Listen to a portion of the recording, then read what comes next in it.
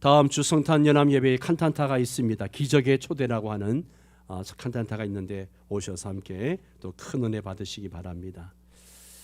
런던의 캔터베리 교회에 니콜라이라고 하는 사람이 17살의 집사가 되어서 관리 집사가 되어서 교회 청소라든지 잡다한 일들을 하면서 교회 종을 치는 일을 했습니다. 매일 5분 동안 종을 쳤습니다. 5분 전에 올라가서 종줄을 잡고 기도합니다. 하나님, 종소리를 듣고 많은 사람이 평화를 얻고 회개하고 하나님 앞에 돌아오게 해주세요. 얼마나 정확했던지 런던 시민들은 니콜라이 집사가 친 종소리에 시간을 맞출 정도였다고 합니다. 그는 결혼해서 두 아들을 두었는데 두 아들 모두가 신앙생활 잘했습니다. 큰아들 존은 나중에 철학 교수가 되고 둘째 아들 제임스는 의과대학 교수가 되었습니다. 아들들은 노년이 된 아버지가 걱정이 되어서 여러 번 권했습니다. 아버지 이제 연세도 있고 하니까 종 치는 일을 그만두셨으면 좋겠습니다. 그때마다 니콜라이 집사는 나는 죽을 때까지 종을 칠 것이니까 그리 알아라, 그렇게 이야기했습니다. 그가 76살이 되었을 때 중병이 들어가지고 더 이상 종을 칠 수 없는 상황이 되었을 때 교회에서 종 치는 일을 다른 사람에게 맡기려고 했습니다. 그러자 니콜라이가 다시 자신이 종을 마지막까지 치게 해달라고 간곡하게 부탁을 해서 계속 종을 치게 했습니다. 병이 심해서 혼수 상태에 있다가도 종 치는 시간만 되면 기적적으로 의식이 돌아와서 5분 동안 종을 쳤습니다. 그리고는 다시 혼수 상태에 빠지곤 했습니다. 이런 일이 반복되어졌는데 그가 마지막 종을 칠 때는 워낙 기력이 없어서 가족들의 부축을 받아서 종탑에 올라가서 종줄을 잡고 종을 치려고 기도하다가 그만 숨을 거두고 말았습니다. 그는 충성이 무엇인지를 마지막 죽음의 모습에서까지도 보여주었습니다. 죽음도 막지 못한 충성이라고 할 수 있습니다. 엘리자베스 여왕은 이 소식을 듣고 감동을 받아 니콜라이를 황실의 묘지에 그렇게 안장하도록 지시를 했습니다. 장례식 날 런던 대부분의 상점들이 문을 닫고 유흥업소들도 자진해서 문을 닫는 바람에 그날은 자연스럽게 공휴일이 되고 말았습니다. 니콜라이는 죽기까지 충성함으로 성자의 칭호를 받게 되었고 온 가족이 귀족처럼 대우를 받는 그런 존귀한 가문이 되었습니다. 비록 종을 치는 작은 일이지만 그의 변함없는 충성은 사람들은 기억하고 있었던 것이죠. 오늘 2023년 재직을 임명했습니다. 우리 모두 니콜라이처럼 충성하는 재직들이 되시기를 축원합니다. 축원합니다. 축원합니다. 나에게 어떤 일이 주어지든지 어떤 직분도 주어지지 않더라도 주님 부르시는 그날까지 충성할 수 있기를 바랍니다. 여러분이 충성하면 하나님이 여러분의 가정에 귀한 복을 주실 줄 믿습니다. 지난주에 이어 계속 마리아의 창가를 살펴보도록 하겠습니다. 우리는 지난 시간에 마리아의 개인적 신앙 고백을 살펴보았습니다. 먼저 마리아는 자신에게 일어난 일에 대하여 영혼으로 찬양하고 마음으로 기뻐했습니다. 비록 자신에게 일어난 일이 인간적으로 참으로 두렵고 무서운 소식이지만 그것을 믿음으로 받아들였습니다. 처녀가 잉태한다라고 하는 이 놀라운 소식, 이 두려운 소식을 믿음으로 받아들였어요. 그리고 그녀에게는 특별한 믿음이 있었습니다. 그것은 하나님께 쓰임받는 사람은 반드시 복을 받는다 라고 하는 믿음이 있었어요. 그래서 보라, 이제 후로는 만세에 나를 복이 있다 할 것이다, 그렇게 그가 선포하는 것을 봅니다. 예수님을 믿음으로 고난을 받는다고 해도 그 고난이 축복의 기회가 됨을 기억해야 합니다. 여러분, 직분 감당하는 거 쉽지 않아요. 수고해야 되고 헌신해야 되고 거기에는 정말 많은 희생이 필요합니다. 그러나 그를 감당할 때에 여러분에게 복이 되는 줄 믿습니다. 실제로 그녀는 만세에 복이 있는 여인으로 존귀함을 받았습니다. 예수님을 잉태한 것이 그녀의 인생의 전환점이 되었습니다. 우리도 예수님을 마음에 영접했습니다. 아멘입니까? 예수를 믿습니다. 여러분, 이것이 우리 인생의 전환점이 되어야 됩니다. 예수를 믿기 전과 믿고 난 후의 모습이 달라져야 한다는 것이죠. 오늘 우리가 살펴볼 내용은 마리아의 찬가 마지막 뒷부분입니다. 자신을 통해서, 자신이 낳을 메시아를 통해서 이루실 하나님의 나라의 모습을 노래하고 있는 내용이죠. 마리아는 지금 개인적인 경험의 차원을 넘어서 인류를 향하신 하나님의 마음을 품고 찬양하고 있는 거예요. 성령님께서 깨닫게 해주셨기 때문에 이런 찬양을 할 수 있는 거죠. 그런데 그 내용이 가히 진취적이다 못해 혁명적인 이야기죠. 51절에서 53절까지 교독을 합니다. 그의 팔로 힘을 보이사 마음의 생각이 교만한 자를 흩으셨고 권세 있는 자를 그 위에서 내리치셨으며 비천한 자를 높이셨고 같이 있습니다. 줄이는 자를 좋은 것으로 배불리셨으며 부자는 빈손으로 보내셨도다. 아멘. 성경에는 참 많은 비유적 표현들이 나옵니다. 그 중에 하나가 하나님의 손과 하나님의 팔이라는 표현이죠. 여러분, 하나님이 손과 발이 있습니까? 하나님 팔이 있어요? 없어요. 예. 이것은 하나님의 능력을 상징적으로 하나님의 능력을 상징하는 구약적 표현입니다. 이 단어는 힘으로 번역된 크라토스와 함께 사용되어져서 하나님의 크고 무한하신 힘과 능력을 강조하기 위한 표현으로 사용되어졌습니다. 모세가 이스라엘 백성들을 데리고 이제 홍해를 건너고 난 다음에 이렇게 하나님을 찬양합니다. 여호와여, 주의 오른손이 권능으로 영광을 나타내시니이다. 여호와여, 주의 오른손이 원수를 부수시니이다. 하나님의 오른손, 하나님의 오른손을 얘기합니다. 자, 그럼 구체적으로 마리아는 하나님께서 그 팔로 어떤 세상을 만들려고 하신다고 노래하고 있는가? 메시아를 통해서 이루실 그 세상의 모습을 지금 마리아는 찬양하고 있는 거예요. 첫 번째는 마음의 생각이 교만한 자를 흩으십니다. 51절 말씀 보세요. 그의 팔로 힘을 보이사 마음의 생각이 교만한 자를 흩으셨고, 여기에 마음의 생각이 교만한 자들은 하나님의 섭리에 불순종하는 자들, 대적하는 자들을 의미하는 거죠.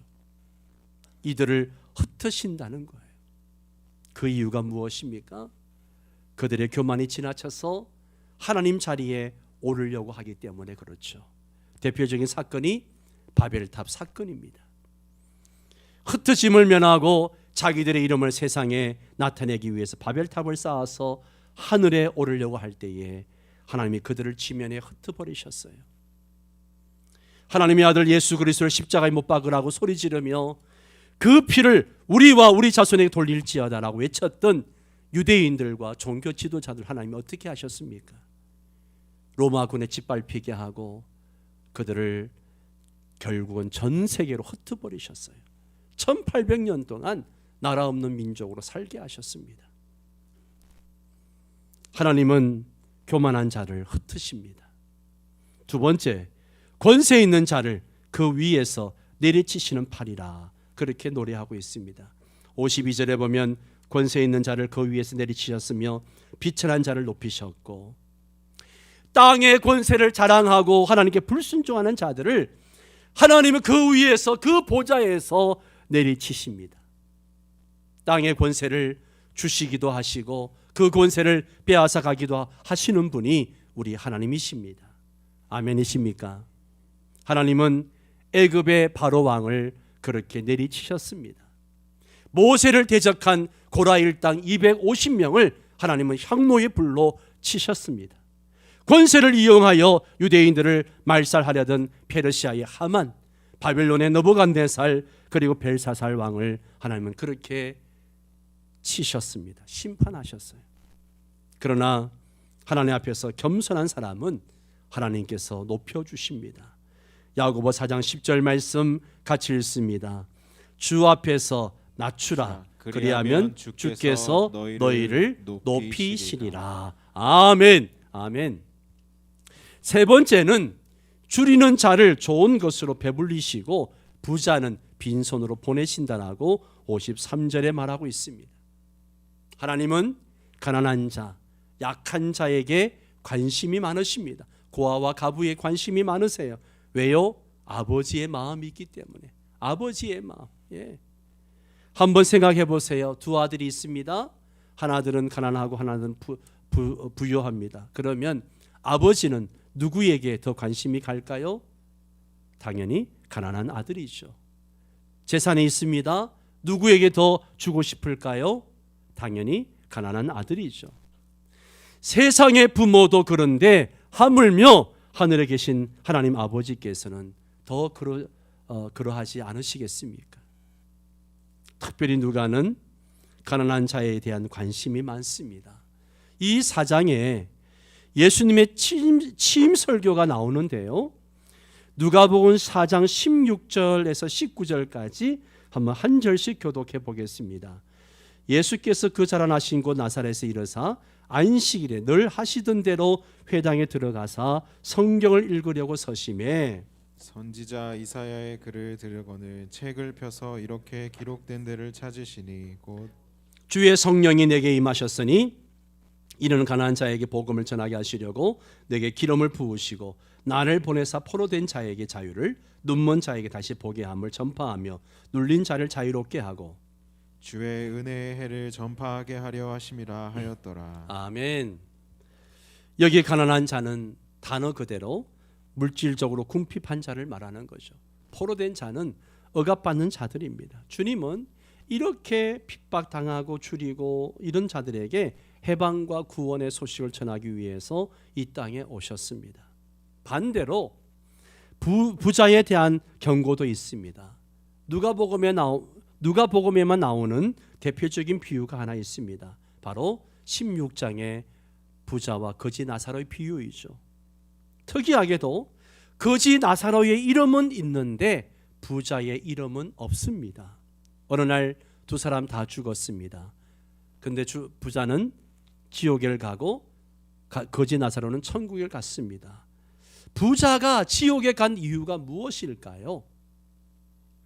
물론 부자는 하나님도 믿지 않았을 뿐만 아니라 불쌍한 자들을 돌보지도 않고 호의호식하며 살았기 때문이에요.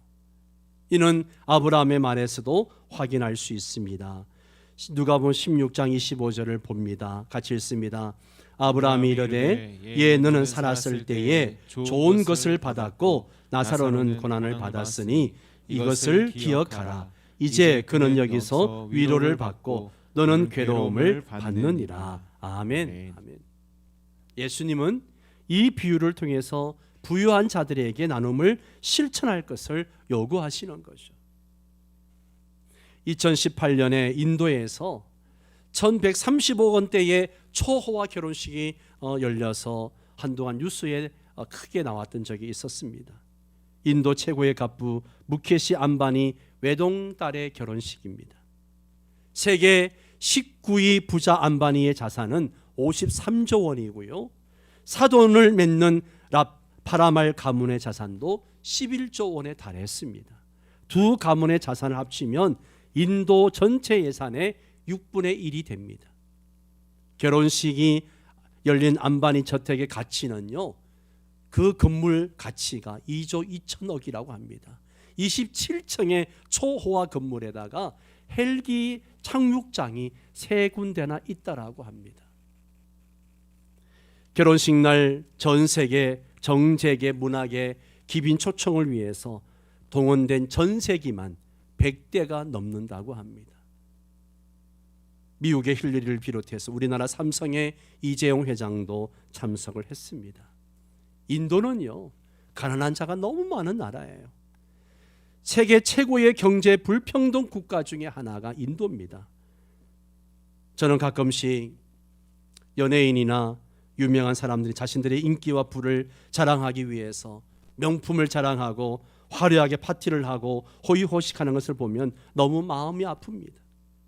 저 물질을 조금이라도 가난하고 어려운 사람들에게 나누어 주면 얼마나 좋겠나 하는 생각을 합니다. 명품이나 그런 파티를 자랑이라도 하듯이 SNS에 올린 것을 보면 참 마음이 아픕니다. 물론 그분들은 그렇게 할 자유가 있고 그런 능력이 있습니다. 그러나 우리는 가난한 자들의 눈물을 기억해야 합니다. 그들을 기억해야 돼요. 사랑하는 성도 여러분, 가난한 자를 생각하는 것이 정의요 주님의 뜻입니다. 신앙인들은 이 말씀을 따라서 자신의 물질에 대한 태도를 정해야 됩니다. 내가 물질을 가졌다고 내 마음대로 쓰면 되겠다 하는 게 아니라는 것이죠. 더 나아가서 교회는 이 말씀에 따라서 세상이 운영되도록 요구하고 정책에 반영되도록 해야 합니다.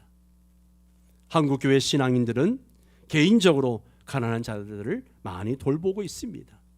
그런 것처럼 정치를 행하거나 사회의 높은 위치에 있을 때는 가난한 자를 생각하는 정책이 펼쳐지도록 노력해야 합니다. 이것이 신앙인다운 행동이죠.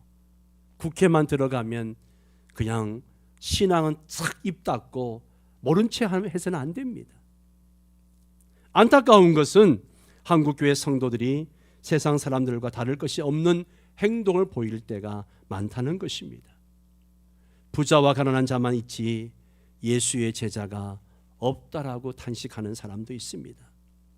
개인적으로 볼 때는 굉장히 신앙이 좋고 신실하지만 그 신실함이 사회적으로 확산되지 못한다는 게 우리 한국교회의 비극이죠. 우리 명성교회는 좋은 이웃 명성교회입니다. 맞습니까? 맞습니까? 좋은 이웃 명성교회예요. 성탄절을 맞아 성탄의 기쁜 소식을 어떻게 전해야 할까요?